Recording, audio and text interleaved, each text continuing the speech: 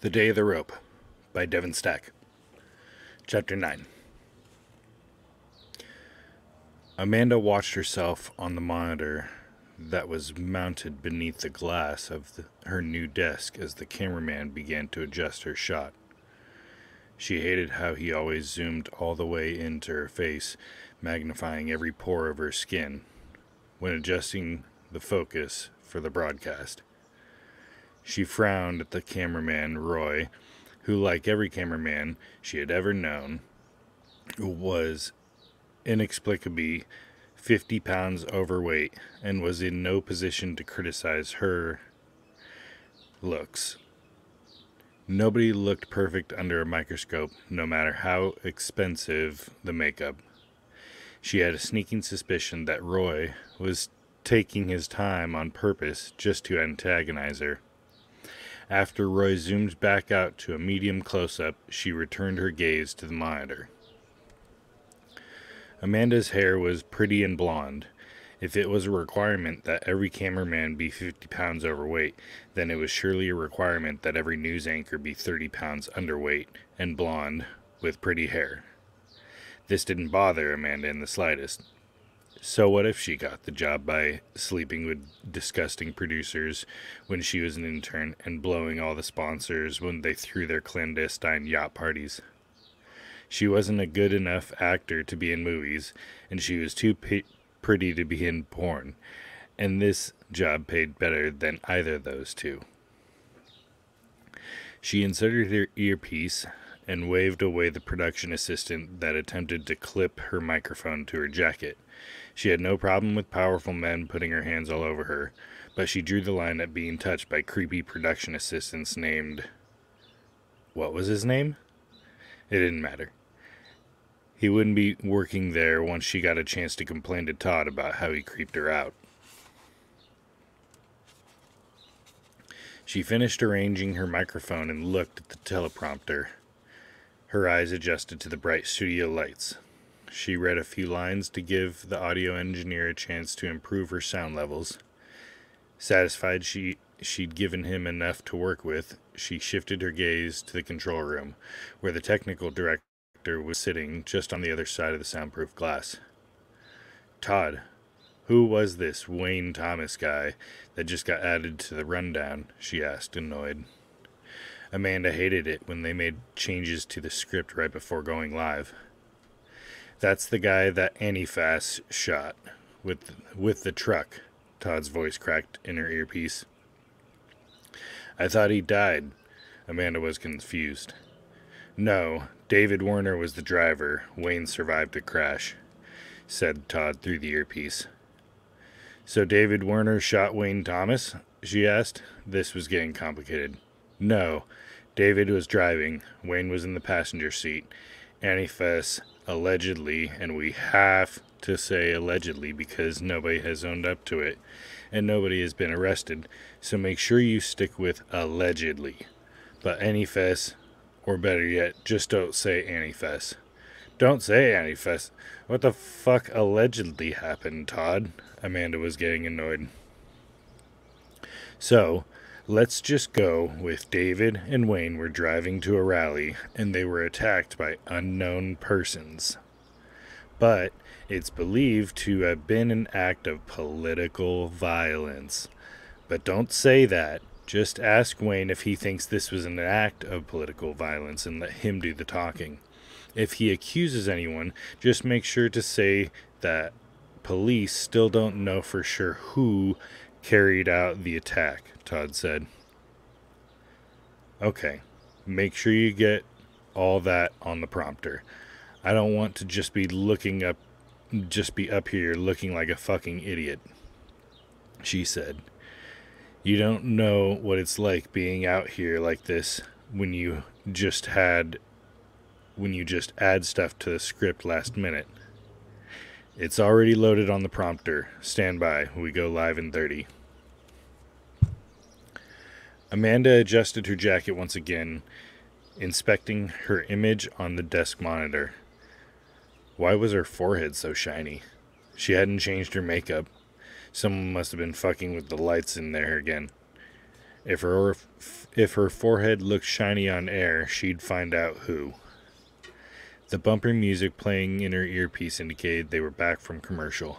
She gazed into the camera and smiled and waited for the music to die down. Todd counted from 10 in her earpiece. 8, 7, 6, 5, 4. Welcome back to the High Impact segment. I'm Amanda Ross, and tonight we have a special guest with us who will be joining us from his hospital room just outside our nation's capital. Wayne Thomas, who, as you may already know, was involved in a tragic incident this week with his friend David Werner, who were on their way to a free speech rally when they allegedly were. Let's just hear what David has to say. Amanda smiled into the camera. Hi, Amanda. Thanks for having me. This is Wayne, actually, came Wayne's voice into her earpiece. Oh, I'm so sorry. She was going to fucking kill Todd. No, it's okay. I'd like to think that David is here with us, in spirit. It's my hope that Americans will hear what David would have had to say. What he would have said at the rally we were supposed to speak at, which was a message of liberty and freedom for everyone. And it's just sad that some people want to tear this country apart. And they want to take away our God-given freedoms so badly that they will do anything to stop that message of liberty. Because now that they can't win using words, they're trying to win using violence, Wayne said. Wayne was sitting in the hospital bed using his video chat app on his phone to talk to the studio. The network had placed his feed in a box with a giant red, white, and blue American flag animation looping in the background behind him. Despite his hospital gown, Wayne's smile was charming and unassuming, and he looked like he belonged on camera. He smiled widely at his social media information flew onto the screen beneath his face, along with his name in big bold lettering. Well, yes, that's quite a message. Why don't you tell us a little bit about what happened this week? Amanda was flustered, but she was a pro and tried to not show it. She knew something was going to go wrong. She'd called him by the dead kid's name. This was Todd's fault. Sure thing, Amanda. First, I want to send out my love to David's family. I know they must be going through a difficult time right now. David was a good man, and I know how much I feel his loss, and I know that for them it must be even more devastating. Yes, our thoughts go out to his family as well, Amanda said. She hated all this ad-libbing shit. She couldn't wait for this interview to be over so she could get back to reading the prompter. Thank you, Amanda. I'm sure it means a lot to them. And it means a lot to me. David and I, we've always been big supporters of free speech and have been working together to unite this country with our message online and on social media. And it wasn't that long ago that we decided to get everyone together on our nation's capital so that we could show our support for the founding principles of this country. So we helped organize a rally at the Washington Memorial where we planned to speak. And unfortunately, there are those who don't love this country as I do, and like David did. And after we were doxxed, we began to receive death threats. Doxxed? Amanda was genuinely at a loss. She hoped it wasn't some new slang for getting high, although she thought if it was, she would probably have heard of that. And Wayne didn't seem the type to just casually mention that he was doing drugs on normal television. I guess I should explain it for some of your viewers. Like most people in the movement that make their voice heard on the internet, we used to go by aliases. The left has a nasty habit of trying to get you fired from your job or threatening you and your family just because you don't think like them. That's the problem with the left. They are authoritarian and want to force you to be like them, or destroy you if they can't. Getting doxxed is when they find out your real name and address and put it out on the internet so all their little minions can harass you at your work and try and destroy your life. Just like every leftist who has come to power, it destroys the lives of however millions of people that get in the way of their agenda.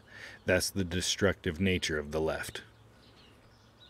And you say, they did this to you?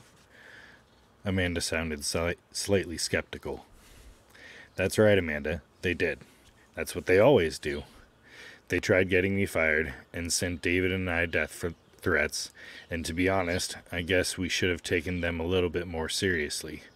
I knew the left was violent, but I guess having gone from harassment to assault, they are now graduating from assault to murder.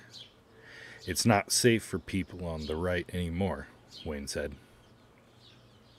When you say they and the left, who exactly do you mean? I also want to remind viewers that we don't exactly know who did this alleged attack. Amanda was smiling prettily. Well, Anifest is one organization that actually specializes and trains for this kind of thing. They never want to engage with our ideas because they don't have any ideas, so they instead just lash out violently, and because they don't have any, and I'm not blaming you or your network, but maybe some of your competitors, because they whip these people up into a frenzy, and they encourage violence against people like David and I, and call us Nazis or anything else that they think would dehumanize us. They just escalate the violence until now. We are at a point where many people don't feel safe expressing their opinions. And if David died for anything, and I know it's a senseless murder, but if he died for anything, I'd like to think that he died so that people would continue to have the courage to speak their mind, because I'm not backing down. I'm not going away, and our ideas aren't going away. We will not be intimidated by anything, and David would tell you the same thing. Wayne began to tear up. Why don't you tell us what happened the day of the alleged attack? Amanda said in soothing tones. Sure thing, Amanda. First, let me say that some of the details are still a bit foggy, and I also want to thank the good people at the FBI and this local and state police that have been really good to me throughout all of this. I hope they bring David's killers to justice, and I'm confident they will, because if they don't, who knows what else they will do. They are trying to start a war, and some people think they maybe already have. Wayne was saying, well, we're not at war. I just want to make it clear to the audience that's watching that we are not at war, Amanda interjected nervously. No, we're not. And I am here to promote unity, not all this divisiveness that comes from the left. We are not violent. We, the people, need to unite together as a country, Wayne said resolutely. That's a good message, I think. Let's just move on to what happened, Amanda said approvingly. David and I were, as I mentioned, on our way to the rally we had planned in D.C. We had been receiving death threats ever since we announced the rally, and we knew we might be followed. And about halfway to the rally, on Highway 460, a car pulled up next to us and just started shooting into our vehicle. Wayne was holding back his emotions because his voice had begun to crack. Did you see who it was? Who was shooting at you? Amanda said with awe. No, and in fact the only reason I know that part is that that's what the police told me. They said that someone had shot David through the driver's side door, and that's when David lost control of the vehicle. and we rolled off the road. I wasn't hit, but I wasn't wearing my seatbelt, and I guess when the vehicle flipped over, I hit my head pretty good a couple of times and broke my leg and some ribs. But Amanda, I'm just thankful that I'm alive. And for people watching, especially kids, if you're watching, make sure you wear your seatbelt. Because if I had been wearing my seatbelt, I might have... Wayne began to well up, and his lower lip trembled. "This is gold," shouted Todd into Amanda's earpiece. "It's okay, Wayne. I don't think anyone is blaming you," Amanda said in her best reassuring motherly voice. Wayne wiped several tears out of his eyes and wiped his face with his hospital gown. He looked slowly at the camera. "I just wish we didn't live in such a divided country." End of chapter 9.